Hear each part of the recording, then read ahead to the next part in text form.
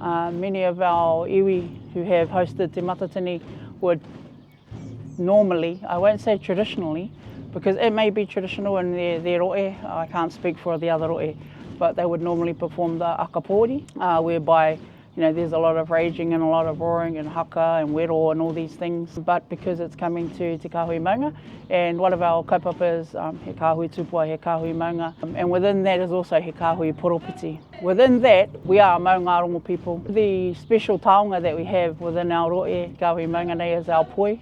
We have Poi Manu and we have Poi atua. Historically, the poi were used by our iwi, not just our kuia, but also our pāke, our taueke, our kaumātua as well, our elders. The poi held a lot of our history, a lot of our historical narratives of particular events within Mōteatea and within Waiatatangi. So the poi is a reflection of the heartbeat of our tupuna.